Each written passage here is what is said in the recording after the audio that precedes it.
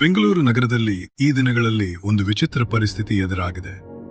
ಇದು ಟ್ರಾಫಿಕ್ ಟೈಪರ್ ಸಮಸ್ಯೆಯಲ್ಲ, ಇದು ನೀರಿನ ಸಮಸ್ಯೆಯೂ ಅಲ್ಲ. ಈ ಬಾರಿ ಸಮಸ್ಯೆ LPG ಗ್ಯಾಸ್ ಕೊರತೆ. ಕಳೆದ ಕೆಲವು ದಿನಗಳಿಂದ ಬೆಂಗಳೂರು ನಗರದ ಹಲವು ಹೋಟೆಲ್ಗಳು, ಪಿಜಿಗಳು ಮತ್ತು ಕ್ಯಾಂಟೀನ್ಗಳು ಒಂದು ದೊಡ್ಡ ಸವಾಲನ್ನು ಎದುರಿಸುತ್ತಿವೆ. ಕಮರ್ಷಿಯಲ್ LPG ಸಿಲಿಂಡರ್ ಸರಬರಾಜು ಹಲವು ಕಡೆ ಕಡಿಮೆಯಾಗಿದೆ. ಇದರ ಪರಿಣಾಮವಾಗಿ ಕೆಲವು ರೆಸ್ಟೋರೆಂಟ್ಗಳು ತಮ್ಮ ಮೆನು ಕಡಿಮೆ ಮಾಡಿವೆ. ಕೆಲವು ಕಡೆ ಗ್ಯಾಸ್ ಸಿಗದಿದ್ದರೆ ಹೋಟೆಲ್ಗಳನ್ನು ತಾತ್ಕಾಲಿಕವಾಗಿ ಬಂದ್ ಮಾಡಬೇಕಾಗಬಹುದು ಎಂದು ಮಾಲೀಕರು ಹೇಳಿದ್ದಾರೆ.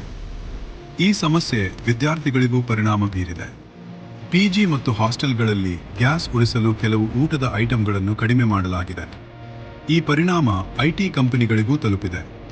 ಕ್ಯಾಂಟೀನ್ ಸಮಸ್ಯೆಯಿಂದ ಕೆಲವು ಕಂಪನಿಗಳಲ್ಲಿ ವರ್ಕ್ ಫ್ರಮ್ ಹೋಮ್ ಬೇಡಿಕೆ ಹೆಚ್ಚಾಗಿದೆ.